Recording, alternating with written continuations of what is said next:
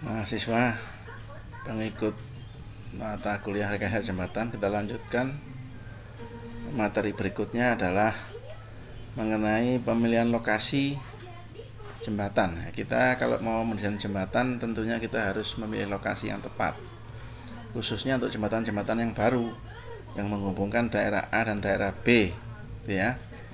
Nah, apa yang harus kita perhatikan di dalam memilih sebuah lokasi itu? Ini ada 12 nomor. Ini kalau 12 nomor ini dipertimbangkan dan diikuti semuanya, ini adalah pemilihan lokasi jembatan yang paling ideal. Namun demikian, saya rasa tidak mungkin kita akan memenuhi kriteria 12 ini semuanya bisa diikuti. Nah, kalau bisa semuanya itu yang lebih baik. Contoh yang satu, misalkan dipilih lintasan yang sempit ya. Kita paling sempit ini tujuan untuk mendapatkan jembatan yang pendek supaya murah. Namun di lokasi yang sempit ini mungkin tanahnya jelek. Ini nomor 4 ini jelek, kan berarti kita tidak bisa memenuhi nomor 4. Kalau bisa ya 1 bisa, 4 bisa, 2, 3 dan seterusnya bisa. Nah, ini pilih lokasi yang sempit dan stabil. Ini yang stabil ini yang mungkin tidak selalu ada ya. Kemudian 2, aliran air yang lurus. Ini kita jangan membuat jembatan atau membangun jembatan di daerah belokan sungai ya, kalau bisa yang lurus. Karena kalau belokan ini bisa menggerus dan bisa merusakkan kepala jembatan atau pilar. Nomor 3, tebing tepian yang cukup tinggi dan stabil. Ini artinya kalau ada di dekat pangkal jembatan atau abutmen itu adalah tanah-tanah yang kuat ya. Ini juga tidak selalu ada ini. 4, kondisi tanah dasar yang baik. Ini juga belum tentu ada juga ya, tergantung dari soil testnya nanti. Kemudian nomor 5, sumbu sungai dan sumbu jembatan diusahakan tegak lurus ya. Jadi kita sebaik-baiknya mendesain jembatan itu tegak lurus dari aliran sungai. Jadi tidak miring. Kalau miring berarti jembatannya nanti akan miring gitu ya. Ini yang baik itu seperti ini. Kemudian nomor 6, rintangan minimum pada waterway. Jadi waterway ini jalan air itu tidak boleh diganggu. Kalau bisa tak pakai pilar kalau bisa. Tapi kalau panjangnya bentangnya panjang kan tidak mungkin kita tidak pakai pilar. Tapi apabila bisa ini akan lebih baik. Nomor 7, dipilih lokasi yang tidak memerlukan perlindungan profil. Nah, ini terkait dengan nomor 1 dan nomor 3. Artinya kalau nomor 1 dan nomor 3 ini didapatkan, maka kita tidak perlu memberikan perlindungan profil. Tapi kalau tebingnya yang kuat ini tidak ketemu, maka kita harus mengusahakan seolah-olah tebing itu menjadi kuat. Makanya kita harus memberikan perlindungan profil seperti pelengsengan ya, atau sayap jembatan dan lain-lain yang mencegah tanahnya supaya tidak longsor. Nomor 8, ini supaya tidak mengadakan pompa atau membuat dewatering untuk membuat pilar atau abutmen. Jadi diusahakan pekerjaan itu kalau bisa di atas air ya, di atas air ya, sesedikit mungkin di bawah air. Itu nomor 8. Nomor 9, freeboard yang tinggi. Freeboard ini tinggi bebas ya, jadi jarak antara muka air banjir dengan sisi bawah jembatan itu diusahakan yang besar ya. Jadi kalau freeboardnya cuma 40 cm kita akan kerepotan nanti kalau pas banjir, itu nanti berbahaya. Nah, nomor 9 ini dipilih freeboard ini sudah. Nomor 10 ya, approach yang lurus dan kuat. Jadi kalau kita bikin jembatan, approach ini kan yang penghantar ya, penghantar dari jalan menuju jembatan ini sebaiknya lurus, tidak belok ya. Jadi dia sebaiknya lurus. Kalau pas dia belok itu nanti akan membahayakan dari pengendara ya. Jadi kita usahakan approach ini lurus. Tapi kadang-kadang kita tidak bisa buat ini lurus. Kadang-kadang dengan kondisi areal yang ada, mau nggak mau kita buat belok, ya harus belok. Nah kalau belok maka kita harus rekayasa, membuat tanda-tanda atau membuat perlindungan supaya mobil atau kendaraan yang lewat itu tidak terjadi kecelakaan. Nomor 11 itu kita jauh dari anak sungai, ya, jauh dari anak sungai. Ya, anak sungai ini adalah cabang-cabang sungai ya.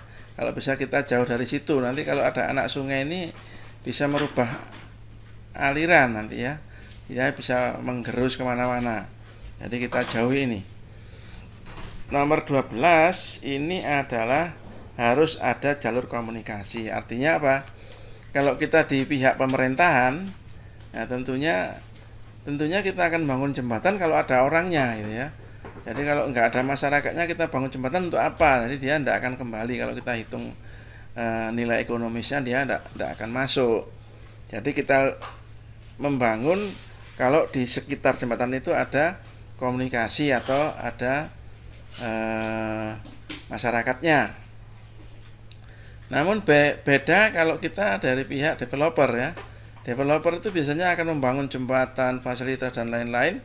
Itu dia belum ada komunikasi, belum ada masyarakatnya di dalam situ. Setelah semuanya jadi baru dia jual. Nah ini beda sudut pandangnya antara kita sebagai developer dan kita sebagai pemerintah ya. Di pihak pemerintahan beda. Kalau di pihak pemerintahan kita harus ada orangnya baru bangun jembatan. Kalau developer bisa saja kita bangun dulu, sekitar jadi baru dijual. Gitu ya.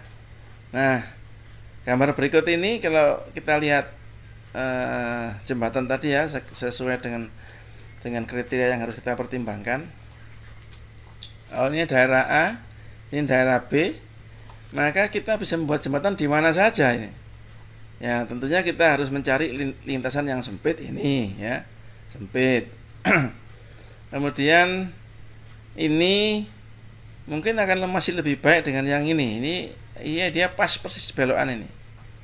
Kalau ini masih ada lurusnya ya. Jadi masih lumayan aman. Ini juga masih ada lurusnya.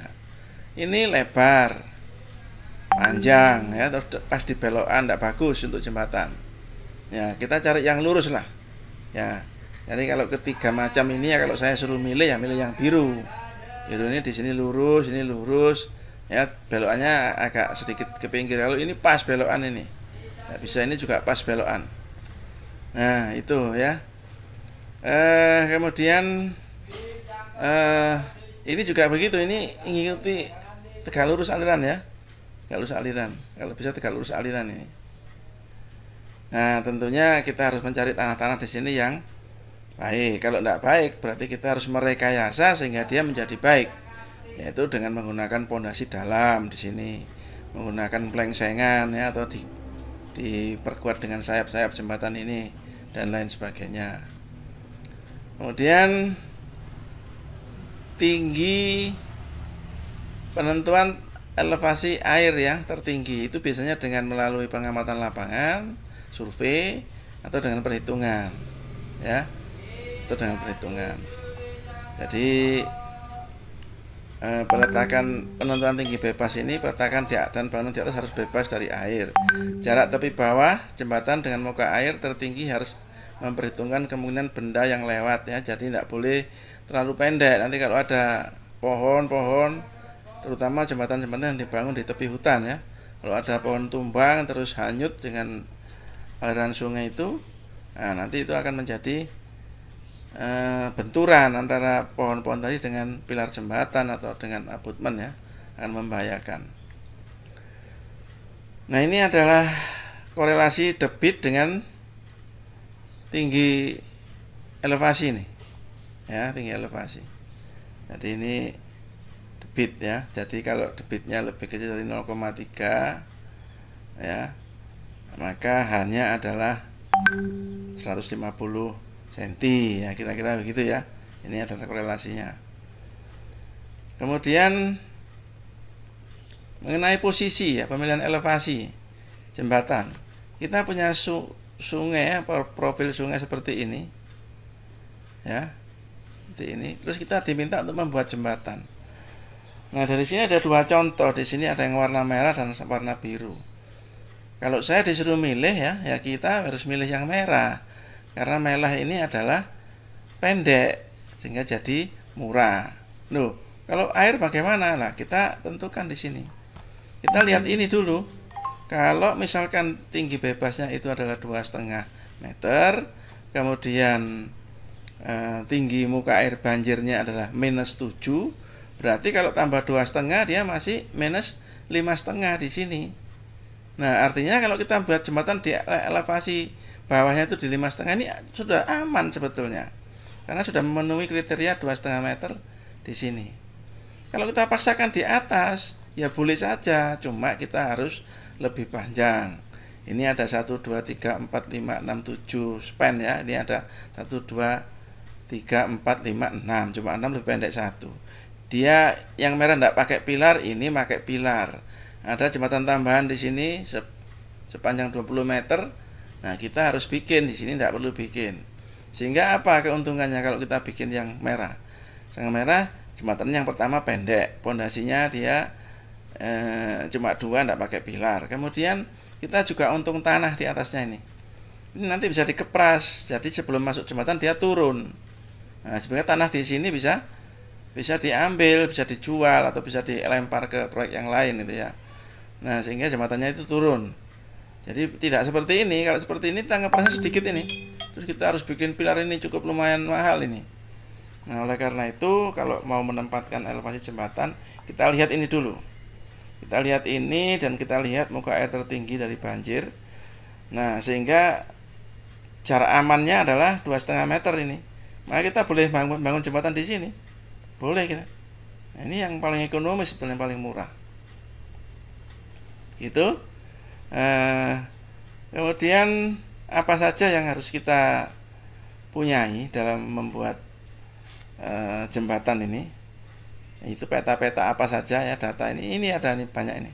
Ada peta indeks, itu peta yang dengan skala 1 banding 50.000, peta kontur 1/1000, site plan 1/1000, terus gambar potongan ini ya, sketsanya 1/100.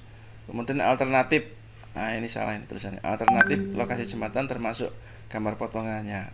Terus data hidrolik, ini muka air banjir, hujan dan lain-lain, arus ya. Kemudian data geologi, ini adalah soil test yang harus kita punya. Terus musimnya juga kita harus punya untuk mempertimbangkan kapan dia dibangun. Terus kemudian skema pembebanan. Nah, ini beban yang harus kita perhitungkan sesuai dengan aturan yang ada, yaitu kita sudah punya aturan SNI yang harus kita ikuti. Nah, peta ini 1/50.000 ini peta agak luas ini. Jadi kita bisa membuat akan punya informasi kalau misalkan kita membangun jembatan rehabilitasi atau perbaikan jembatan, maka kita bisa melihat alternatif jalan yang harus dilalui. Kalau misalnya jembatan itu kita tutup, nah kita kan nggak bisa. Kalau satu-satunya di situ ya harus kita buat jembatan sementara di sebelahnya. Tapi kalau masih ada alternatif lain, ya kita buat pengalian arus transportasi. Nah, ini ada di peta dengan peta indeks namanya. Kalau peta kontur ini untuk menentukan kita meletakkan tadi jembatan di sini. Kalau peta kontur nanti akan menjadi seperti ini nih. Nah, sehingga kita bisa menempatkan jembatan itu di bawah atau di atas atau di tengah atau bagaimana sesuai dengan tinggi bebas yang harus kita penuhi. Nah, kontur site plan ini kita skalanya 1/1000, agak besar ya gambarnya, sehingga kita menentukan lokasi elevasi itu di sekitaran situ kelihatan. Tapi kalau 50.000 itu terlalu kecil. Ini dia untuk dipakai sebagai informasi untuk pengalihan arus lalu lintas. Nah, ini adalah sketsanya. Ya, 1/100 ya untuk vertikal dan untuk memanjang 1/1000.